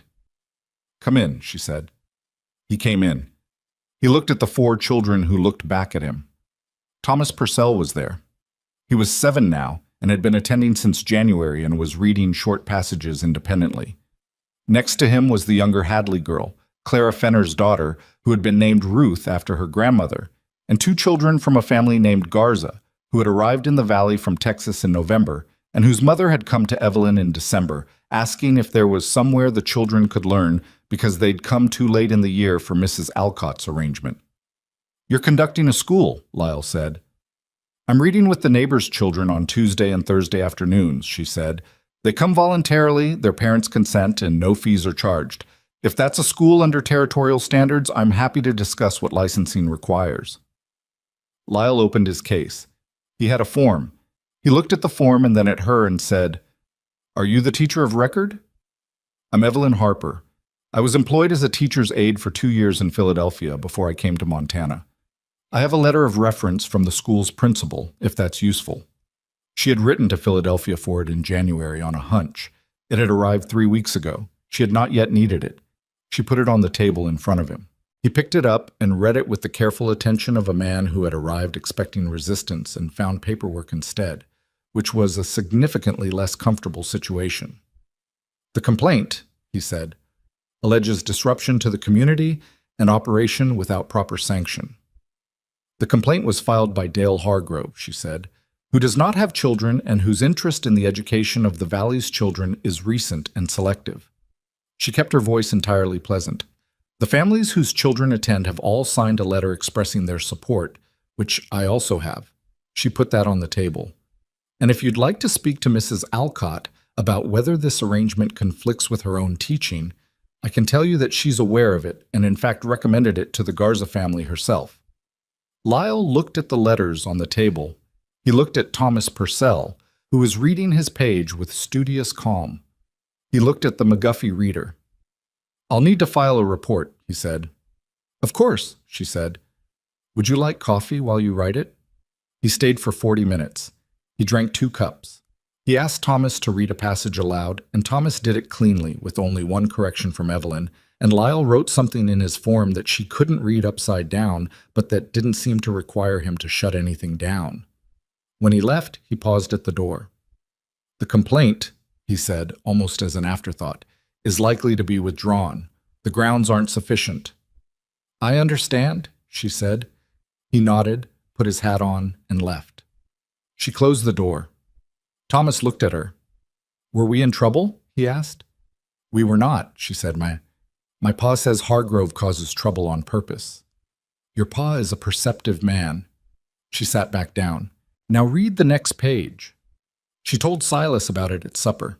She told it plainly, without dramatizing the moment with Lyle, or making it about what she'd done, just the sequence of events and the likely outcome. He listened without interrupting. When she finished, he was quiet for a moment. "You had the letter of reference in January," he said. "February, actually. I wrote for it in January. Before there was any complaint." "Before there was a formal complaint," she said. "There was always going to be some form of complaint." "That's the direction everything was moving." She passed the bread. "You plan for the thing before it happens, or you react to it when it does, and reacting costs more." He took the bread, looked at his plate. "What else have you planned for that I don't know about yet?" The question was not unfriendly. It was genuinely curious, which was somehow more disarming than anything critical would have been. She looked at him and thought about Francis's words. "I see a man who listens to you more carefully than he listens to anyone else, and she thought about how listening and trusting were different things, and how Silas Boone had extended both of them to her in his careful, unannounced way almost since the beginning. "A few things," she said. "I'll tell you when they're ready." He nodded. That was enough for him. The evening that changed everything came in the second week of April without any particular announcement. The boys were in bed. Frances had gone to her room after supper. She had taken to spending her evenings writing, something she hadn't explained and that Evelyn hadn't asked about. The kitchen was quiet. Silas came in from a late check of the livestock and washed his hands at the pump and came inside, and she was at the table with the notebook and a cup of tea that had gone cold, and he sat down across from her and looked at her for a moment and then said, without any preamble at all, "I need to tell you something." She put down her pen. "When Eleanor died," he said, "I decided something, not consciously, not as a decision I sat down and made. It was more like a thing that settled into place while I wasn't looking. That I wasn't going to be the kind of man who did that to someone again." She waited. "Did that meaning loved someone and then left them to manage what was left?" His voice was level, and she understood that the levelness was work. "I know it wasn't something I did. I know she got sick, and I couldn't have changed it. But what gets left behind after a thing like that? The boys, the ranch, all of it? It falls on whoever's still standing. And I decided I wasn't going to put anyone in that position again." "I understand," she said. "I'm not sure you do, yet." He looked at his hands, then back at her. "I'm telling you this because it's the reason I set up the contract the way I did. The room with the lock, the right to leave. I wasn't trying to keep you at a distance. I was trying to make sure that if you stayed, it was because you wanted to, not because you felt you had to." She was very still. "And I'm telling you this now," he said, "because I've spent the last 4 months watching you work harder for this place than some men work for their own land. And you've done it for $12 a month, and 2 boys who didn't talk to strangers in a house that was falling apart. And I need to know." He stopped, recalibrated, started again, more quietly. "I need to know if the reason you're still here is the contract, or something else." The kitchen was so quiet she could hear the fire and the wind, and somewhere out in the barn Hector moving in his stall. She thought about what to say. She thought about the score she'd been keeping, all the careful tallies of why this was exactly what it appeared to be, and not what it was starting to feel like. She thought about $22 and a locked door and the first morning on the porch step. She thought about Owen reaching for her sleeve. "The contract ran out in December," she said. "You never wrote a new one." He looked at her. "I know. I didn't ask for one. I know that too. I stayed because I wanted to," she said. "I've been staying because I wanted to for at least 3 months, possibly longer." She met his eyes. "That's the honest answer." Something moved across his face. Relief, she thought, though on his face relief looked more like the absence of tension than anything expressive, like a thing that had been held tightly being set down. "All right," he said. She almost smiled at that. "All right." His 2 words for everything that mattered. "I'm not asking you to stay the way you've been staying," he said. "That's what I'm working up to saying." He looked at the table and then at her. "I'm asking if you'd consider staying as my partner, my wife, if that's a thing you'd be willing to consider. Not because the arrangement requires it, because I'd like you to." He paused. "Because Owen and Wyatt would like you to, which you probably already know. And because Another pause, shorter this time. "Because I've stopped thinking about this place as something I'm running alone. And that happened because of you, and I don't want to go back to the version of it that existed before you came." She looked at him for a long moment. This man who had ridden to a fence line and made an honest offer to a woman he didn't know, and had not once in 4 months made her feel like she owed him anything for it. This man who listened more carefully than he spoke, and fixed things before they failed, and had sat at a kitchen table on the 14th of January with nothing in front of his hands because his wife had been 29 and was gone. "I have conditions," she said. Something in his expression shifted towards something that might, in another man, have been a smile. "I assumed you would." "Frances stays as long as she needs to. If other women come to that gate the way I came, They get the same offer you gave me. The school continues, I'm going to formalize it, and I'm going to get properly licensed, and you don't get a vote on the curriculum. She paused. And I want to be at the table for everything that affects this property. Not the chair to the left. The table.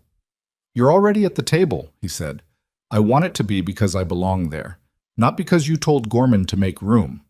He considered that. Those are your conditions. Those are my conditions. Then yes, he said, all of them. She exhaled. A small thing. She hadn't known she'd been holding it. Then yes, she said. I'll stay.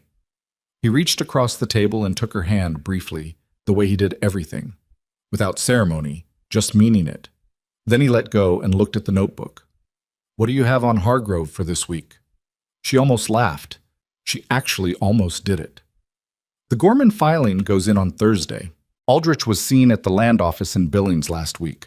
Ruth's cousin works there and sent a note. He's trying to register a preliminary claim on the Fenner property, which means he's moving faster than we thought. How much faster? We have maybe 3 weeks before he tries to make something official. She pulled the notebook open. I have a plan, but it's going to require you to go to Billings. He looked at her. What's in Billings? The Territorial Land Commissioner's office, she said, and a registrar who, according to Ruth's cousin, has been suspicious of Aldrich's filings for 2 months and would very much like to see a documented pattern of coordinated harassment presented to him by a coalition of 7 families who can all swear to it in person. He looked at the notebook, then at her. You've been working on this since February. Since January, actually, the Billings part since February. She turned the notebook to show him the page. I needed to know the filing timeline before I said anything. I didn't want to send you to Billings on a guess. He read the page, read it again, set the notebook down. I'll leave Thursday, he said, after the Gorman filing. I'll write you a summary document to give the commissioner, everything organized and dated. Bring it to me tomorrow morning and I'll read it before I go. She nodded. He stood up, pushed in his chair, picked up the lamp. He paused at the doorway to the back of the house, the same place he'd paused on the first night when he'd told her the window stuck but opened if you pushed the upper corner. Evelyn, he said. She looked up. Thank you, he said, for the conditions. She didn't entirely understand what he meant, then she did, and he was thanking her for making it a real thing, for not simply saying yes as if it were a continuation of employment, for insisting on the shape of what it was going to be before she agreed to it, for knowing the difference between staying and choosing. Good night, Silas, she said. Good night. He took the lamp. She sat in the dark kitchen for a moment, with the fire and the wind and the notebook open in front of her, and she thought about Philadelphia and $22 and her aunt's sewing kit and the letter she'd burned in the stove on the first night. She thought about Owen's hand on her sleeve. She thought about what it meant to stay somewhere, not because you had to, but because it had become the place you would have chosen if you'd been given all the choices in the world and time enough to think them through. She closed the notebook, went to her room, the larger room, not the locked one, which Frances now had, and lay down in the dark and listened to the house settle around her with the familiar sounds she'd learned like a language over 4 months. The particular knock of the stove cooling, the way the northwest wind took the corner of the roof, the small sound of Owen talking in his sleep, which he still did occasionally, which was usually just a single word, often biscuit, and which meant nothing alarming, just that he was dreaming. She thought, this is the place. Not a planned thing, not the thing she'd crossed the country for, not anything that looked like what she'd imagined when she'd read 12 letters in a boarding house in Philadelphia and let herself believe in them. Something better and harder and real. She closed her eyes. Thursday, the Gorman filing. Then Silas to Billings. Then whatever Hargrove was going to do when he realized the net had been drawing in around him for 4 months, patient and quiet and completely without announcement. She'd be ready for it. She always had been. Silas came back from Billings on a Saturday, 2 days later than expected, and she knew before he said anything that something had shifted. He came through the door with trail dust still on him and a leather satchel she hadn't seen before. And he set it on the kitchen table and looked at her with the expression he got when a thing had gone better than calculated, but it also cost more than anticipated. Francis was in the back room with the twins, who had been difficult all afternoon in the specific way that children were difficult when they sensed disruption in the household and didn't have words for it. Evelyn had been at the table with the notebook, again, always the notebook, and she looked at the satchel and then at him. "Tell me," she said. He sat down. "The commissioner's name is Harwick. He's been in that office 11 years, and he's seen acquisition schemes come through before. Different men, same structure. He knew what he was looking at inside the first 20 minutes. And? He's opening a formal inquiry into Aldrich's filings. All of them, not just the Fenner claim. There are apparently 3 other valleys in the territory where the same pattern appears. Distress created artificially, a broker arrives, claims get bought below value and consolidated, then sold to Eastern investors at 4 times the price." He put his hand on the satchel. "Harwick wants the coalition letter, the documented harassment timeline, the arson evidence, all of it formally submitted to the inquiry." Evelyn sat back. "That's more than I expected." "It gets more complicated." He looked at the satchel. Aldrich's filings name Hargrove as a co-claimant on the preliminary Fenner submission, which means Hargrove isn't just cooperating with an outside buyer, he's a named participant in the scheme. That changes his legal exposure considerably. She absorbed that. She turned it around and looked at all the sides of it. "When does the inquiry go formal?" "Harwick wants everything in hand by the end of April. He'll issue a freeze on all pending claims in the affected area, which means Aldrich can't move forward on anything while the inquiry is open." He paused. "It also means Hargrove is going to know within days that his filings have been flagged. Gorman was right. He'll accelerate." "How bad?" Silas was quiet for a moment. "Harwick told me something else. Aldrich has been in the territory 3 times in the past year. The last trip before this one, there was a property dispute in the Yellowstone Valley that ended with a barn fire. No injuries, but the family sold the next month." He looked at her directly. "I'm not saying he'll do that here. I'm saying we should be prepared for things to get uglier than a lumber stack." She didn't look away from him. "How much time do we have before Hargrove knows the inquiry is open?" "A week. Maybe less." She was already thinking through it. "We need to tell the coalition families tonight. Not tomorrow. Tonight. If Hargrove moves against any one property, it needs to look like he moved against all 7. That's the only thing that makes the harassment case airtight.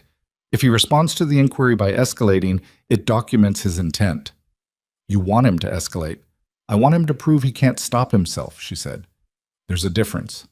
We're not provoking him. We're being ready to document whatever he does when he panics." She stood up. "Can you ride to the Purcells and Caldwells tonight? I'll write notes for Hadley and Fenner and send them with Thomas Purcell in the morning." He looked at her. The look lasted a few seconds longer than a practical look needed to. "You had this ready," he said. "I had 3 versions of this ready," she said. "Depending on what Harwick said, this is the best version." He almost smiled. She had learned over 5 months to read the almost smiles. The slight change at the corners of his mouth, the way the tension in his jaw eased for just a moment. "Give me 10 minutes to change my shirt," he said. He came back in 8. What happened over the following 10 days moved the way important things moved when they'd been properly prepared for. Not smoothly, not cleanly, but with a kind of momentum that couldn't be reversed once it started. Hargrove found out about the Harwick inquiry through whatever channel he had in the land office, faster than the week they'd estimated. By Tuesday, he'd sent a man to the Fenner property to pressure Carl Fenner into withdrawing from the coalition. Not Hargrove himself, a hired hand delivering a message that Evelyn learned about through Clara Fenner, who sent her son on horseback the same day. She wrote down the name of the hired hand, the approximate time of the visit, and exactly what the message had contained, from Clara's account. She added it to the timeline with a date and a signature line, and had Clara Fenner sign it when she rode out the next morning. "Is this going to help?" Clara asked, pen in hand. "It's going to establish that he responded to a legal inquiry by attempting to intimidate witnesses," Evelyn said. "Yes, it's going to help considerably. On Thursday, someone cut the wire on the east boundary fence. Not burned this time, cut, with something clean and deliberate, in 3 separate sections, and 2 of Silas's cattle wandered onto Hargrove's land before dawn. Silas found them and retrieved them before Hargrove's men came out, but it was a near thing. and the cut wire was documented, photographed in sketch form, measured, and added to the file before noon. On Friday, a letter arrived at the Boone Ranch addressed to Evelyn personally. No return address. It said, in handwriting she didn't recognize, "You should have kept walking when you had the chance." She read it twice. Then she added it to the file, dated and noted, and went back to what she'd been doing. Silas found it in the file that evening. He looked at it for a long moment. She watched his jaw set in the way it set when he was containing something. "It's evidence," she said. "I know what it is," he said. "Silas." He looked at her. "I kept walking," she said, "just not in the direction he wanted." Something moved through his expression, something fierce and quiet and not quite nameable. And then he put the letter back in the file and said, "I'm going to ride the east boundary at night for the next week. Take Caldwell's son with you. Don't do it alone." He looked at her like he was about to argue about it, and then didn't. "All right," he said. The coalition meeting that Saturday was the largest yet. All 7 families, plus the Garza family, who had been on the edges of the arrangement since February, and who had come now because Miguel Garza had been approached by Aldrich directly, and had come back from that conversation angry in a way that had clarified his position considerably. They filled the Boone kitchen and the front room, and some of them stood in the doorway, and Silas stood at the front of the room and told them where things were and what was coming and what the Harwick inquiry meant for all of them. Evelyn sat at the table. She had the documents organized in front of her, and she spoke twice, once to explain the formal submission timeline to Harwick, and once to answer Ned Purcell's question about what happened if Hargrove made a move against one of the smaller properties before the freeze could be issued. "Then we all show up," she said. "That's what this is. Not just information sharing. If he goes at anyone in this room, the other 6 families document it and stand witness to it, and every piece of that goes to Harwick the same day." She looked around the room. "He's counting on everyone being isolated. That's the only way any of this works for him. The moment he understands that he cannot move against one of you without moving against all of us, his options collapse." The room was quiet for a moment. Then Ruth Hadley, who was 61 and had been in this valley longer than anyone else in the room, said, "That's how it should have been working for years." No one argued with that. After everyone had gone, Francis put the boys to bed, and Silas and Evelyn sat at the kitchen table with what was left of the coffee and the peculiar, exhausted quiet that came after big things that had gone the way they needed to. "Ruth's right," he said. "It should have been working that way before." "It takes a reason," she said. "People don't organize against a possibility. They organize against a fact." She looked at her cup. "Hargrove did us a favor in a way. He made the threat concrete enough that people couldn't look away from it. I'd have preferred to skip the lumber fire and the threatening letters." "So would I." She paused. "But here we are." He looked at her across the table. "Here we are," he said, and it carried more than the words. The freeze order came from Harwick's office on a Wednesday in late April, and when it came fully. A formal suspension of all pending land claims filed by or associated with Aldrich's brokerage in 3 territories, pending inquiry. Gorman sent a writer with the notice and a note that said, in his dry legal way, that the submission had been received as one of the most thoroughly documented cases of coordinated land fraud he had seen in 11 years of territorial practice, and that the credit for the documentation was, in his professional opinion, considerable. He did not say whose credit it was, but he did, Evelyn noticed, address the letter to both Silas Boone and Evelyn Harper Boone, which meant Silas had already formally changed her name in Gorman's records, something they hadn't explicitly discussed, and which she found she didn't mind at all. They had been married quietly in March, 6 weeks after the kitchen table conversation, in the Dellwood courthouse with Ned Purcell and Margaret and Francis as witnesses, and Owen holding the wooden horse and Wyatt carrying, for reasons he did not explain, a length of good rope. The judge had been brief and businesslike, and Silas had said what he needed to say in the plain way he said everything, and she had said what she needed to say and meant every word. And afterward they had all gone back to the ranch, and Francis had made a cake that collapsed slightly on one side but tasted fine, and Owen had eaten 2 pieces and fallen asleep at the table, and Silas had carried him to bed while Evelyn stood in the kitchen doorway watching and felt the particular weight of a life that was actually hers. The Aldrich inquiry stretched through May and into June. Aldrich himself left the territory before a formal summons could be issued, which Gorman said was common and which would not ultimately protect him. Two of Hargrove's co-claimants settled quickly, paying fines and withdrawing. Hargrove did not settle quickly. He held out until July when the inquiry produced evidence of the arson. A supplier in Billings who had sold accelerant to a man matching the description of Hargrove's hired hand in the 2 weeks before the lumber fire, and who was, when presented with the formal inquiry, considerably more interested in cooperating than in protecting a client relationship. Gorman presented the arson evidence alongside the full harassment timeline and the intimidation letter and the cut fence wire and the water diversion documentation, all of it dated and signed and organized in the order Evelyn had established in the notebook she'd started keeping the previous November. Hargrove's lawyer approached Gorman about a settlement in the second week of July. Gorman sent Evelyn a note asking what terms the Boone family would consider. She wrote back with 3 pages of them. The settlement, finalized in August, required Hargrove to restore the East Creek diversion in full, compensate the Boone property for the destroyed lumber at current replacement value, withdraw from all claims associated with Aldrich's brokerage, and pay into a valley fund that would be administered by the coalition families for shared infrastructure. The road maintenance, the water access documentation, the costs that always fell disproportionately on whoever was in the weakest position in any given season. He also sold the neighboring property. Not immediately, and not happily, but by October the Hargrove Ranch had new owners, a family named Breck from Oregon, with 3 children and a tired optimism that Evelyn recognized because she'd had it once too, arriving somewhere new with everything they owned and a lot still to figure out. She brought them a jar of Margaret's preserved plums and stayed for an hour and answered their questions about the valley honestly, including the complicated ones. And on the way home, she thought about what it meant to arrive somewhere as a stranger and have someone meet you at the edge of it with the true version of things instead of the version that was easier to say. She thought about the gate, the letter, the 3 sentences with no name signed at the bottom. She thought, everything that came from that. The school was formally licensed in September. Mrs. Alcott attended the small ceremony in Delwood and gave Evelyn a firm handshake and said she was glad someone had finally done it properly, which was high praise from a woman who was stingy with all other kinds. There were 14 children enrolled by October, ranging from 4 to 9.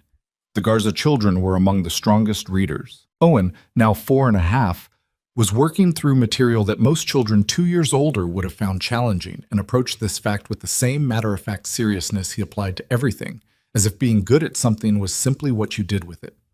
Wyatt, whose interests ran more toward the physical and the social, had nonetheless developed a genuine enthusiasm for numbers that surprised everyone, including himself, and had recently informed Evelyn that he intended to be a rancher who also did sums, which she had told him was an excellent plan. He still had the wooden spoon. It lived on the shelf in the kitchen now, no longer carried everywhere, but present. Some things you kept not because you needed them, but because they marked where you'd been. Frances was still at the ranch. She had extended her stay through spring, then summer, then had stopped discussing leaving altogether. What Evelyn knew, and Frances had told her in pieces over many evenings, was that Ohio held a husband she had left, not the arranged one, an earlier one, and that leaving had been the right thing, but also the kind of right thing that took a long time to stop costing you. She had started writing in the evenings in earnest, and had mailed something to a newspaper in Billings in July, and in September a short piece had appeared under the initials FD about women arriving in frontier territories, and what they found there, and what they built in spite of it. Evelyn had read it twice. She hadn't told Frances she'd recognized the story in it, because some things belonged to the person who lived them, and you didn't need to claim the recognition out loud. A young man from the Caldwell Ranch had been finding reasons to ride past the Boone property with some frequency since August, and Frances had started finding reasons to be on the porch at the relevant times. And Evelyn said nothing about this either, because it was Frances's business, and also because she had seen enough of how things grew from small, ordinary moments to know that the most important thing you could do for someone was leave the space open. October turned cold early that year.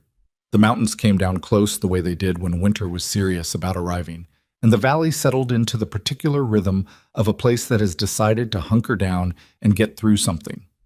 Silas brought the cattle in from the upper ridge earlier than he'd planned and spent a week with Caldwell's son reinforcing the east boundary fence that Hargrove's men had cut in April, putting in new posts and heavier wire, doing it right instead of doing it fast.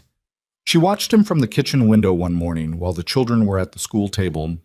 She had moved the school formally to the building adjacent to the ranch, a structure that had been a storage shed and that Ned Purcell and Miguel Garza and Thomas Purcell, who was 8 now and very serious about being useful, had helped convert over the summer. She watched Silas work the fence post driver with the focused physicality he brought to everything that required his body, and she thought about the man who had ridden to a fence line in November and asked a stranger how much money she had. She thought about what it was to be chosen, not swept up in something, not rescued, not absorbed into someone else's vision of what a life should look like. Just chosen, clearly, directly, on fair terms, with a contract that said she could leave in a room with a lock, and the explicit understanding that she was a person with options even when she currently had none. She thought about how that was the thing, not the ranch, not the legal victories, not even the community that had built itself around what they'd started. The thing was that he had offered her freedom first and love second, and she had arrived at both on her own terms, and that sequence mattered more than most people would ever understand unless they had stood at a gate with 3 sentences and $22 and a heel rubbed raw by wrong boots. You couldn't build anything real on obligation. She knew that now with the certainty of experience rather than the certainty of belief. Obligation made people endure things. Choice made them build them. Owen appeared at her elbow.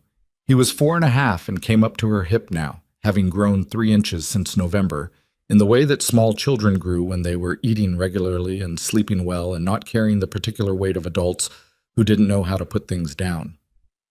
"Can we do reading before the others come?" he asked. "We have 20 minutes, she said.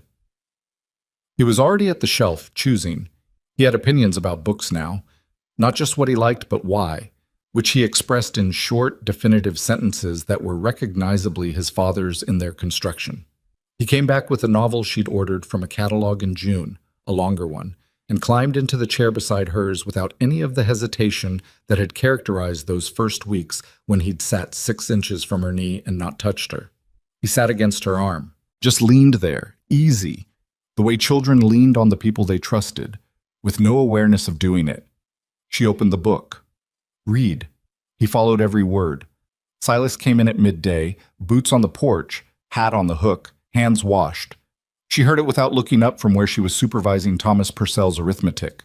Thomas had developed a tendency to add correctly and write the numbers backward, which she was addressing with patient repetition. Silas moved through the kitchen and paused at the door to the schoolroom, which was what they called it now, even though it was still technically part of the house. And he looked at the row of children at the table with the expression he got that wasn't quite a smile but occupied that territory. And she looked up at him briefly, and he looked at her, and neither of them said anything. But something passed between them that was made of all the accumulated months and wasn't small. He went to find his lunch. Thomas wrote a 7 backward, and then, when she put her finger on it, turned it right without being told twice. Small victories. That was how everything got built. November came. On a Thursday evening, the first real snow of the season coming down outside in thick, serious flakes that meant business. She was at the kitchen table after supper helping Wyatt understand why the number after 9 was called 10 and not a different name, which was a question she found she respected when she heard a sound from the front of the house. Not a knock, exactly. More like something set down against the door. Then a knock, tentative, the knock of someone who wasn't sure they had the right to make noise at someone else's door. She looked at Silas. He was already getting up.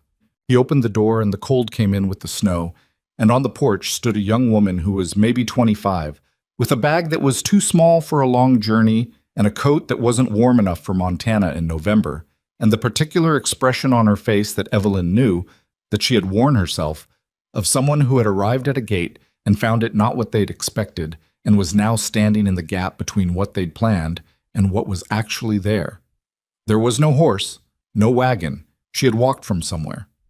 Silas held the door. The young woman looked at him and said, in a voice she was working to keep steady, I'm sorry to bother you. I was told in town that that someone here sometimes, I don't know exactly how to ask. Come inside, Silas said. Just that. The same way he'd said everything that mattered. She came in. The warmth of the house hit her, and she closed her eyes for just a second. The way you closed your eyes against something that was almost too much after a long time without it. Owen looked up from the book in his lap. Wyatt put his pencil down. Evelyn stood up. The young woman opened her eyes and looked at her, and something in her expression asked a question that was too complicated for words, about whether this was a safe place, about whether the warmth was real, about whether the door she'd just come through was going to close behind her with her on the right side of it. "What's your name?" Evelyn said. "Sarah," the young woman said. "Sarah Voss." "I'm Evelyn." She pulled out a chair. "Sit down. Are you hungry?" Sarah Voss looked at the chair, at the table with the boy and the pencil and the number 10 written out in careful figures, at the kitchen with its warmth and its smell of supper and its organized shelves, at the two small boys who were watching her with the serious attention that children brought to things that seemed important. "Yes," she said, "I'm very hungry." Wyatt slid off his chair, went to the counter, came back with a piece of bread, and put it on the table in front of her without comment. He returned to his chair and picked up his pencil and went back to the number 10. Sarah Voss looked at the bread, then at Wyatt, who was ignoring her with the focused intentionality of a child performing nonchalance, then at Evelyn. "Thank you," she said, and her voice broke on it, just slightly, just enough. Evelyn sat back down across from her. She didn't fill the moment with reassurances, didn't tell her everything was going to be fine, because that was a promise you couldn't make, and that nobody who'd been where this woman had been would believe anyway. She just stayed present, across the table, in the warm kitchen, while the snow came down outside and Silas put a second pot of coffee on the stove, and Owen turned a page in his book, and Wyatt wrote the number 10 correctly 4 times in a row, and then looked up to see if anyone had noticed. She had noticed. She always noticed. She looked at Sarah Voss, young, cold, frightened, hungry, sitting at her table with a piece of bread and the beginnings of something she couldn't name yet.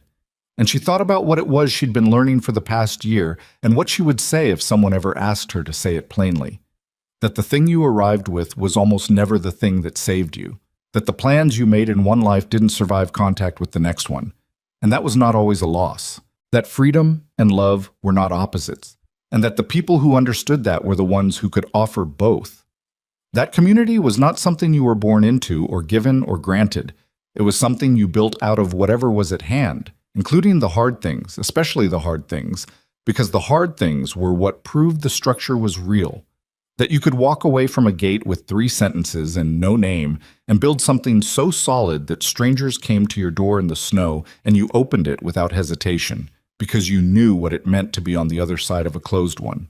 That belonging was not a destination, it was a practice. You chose it every day, in small things and large ones. In the schoolroom and the east pasture and the kitchen table after supper. In the letter you wrote, and the fence you fixed, and the chair you pulled out for someone who didn't know yet that they had a right to sit down. That was what this valley had learned, and what this house held, and what these 2 boys would carry forward into the lives they were building out of the material of every ordinary and extraordinary day. Outside, the snow came down over the Gallatin Valley, over the 7 families who had stood together when it mattered, over the school building and the new Breck family and the roads that the coalition was finally maintaining properly, over the east pasture with its restored water and its solid new fence. It came down the way Montana snow came down when it was serious, not prettily, not gently, but with the full weight of what it was. Inside, the fire was good, the coffee was almost ready. Silas set a bowl of soup in front of Sarah Voss, and she held it in both hands the way you held something warm when you'd been cold for too long. And Owen looked up from his book and said to nobody in particular, "She can have my blanket if she's cold." He went back to his page before anyone could respond, the way he delivered his most important statements, as if they were just facts, and facts didn't require ceremony. Sarah Voss looked at the top of Owen's head, then at Evelyn. Evelyn looked back at her. "He means it," she said. "I can tell," Sarah said. And for the first time since she'd walked through the door, something in her face that had been held very tightly, let go just a little, just enough. It was enough. It was always enough to start.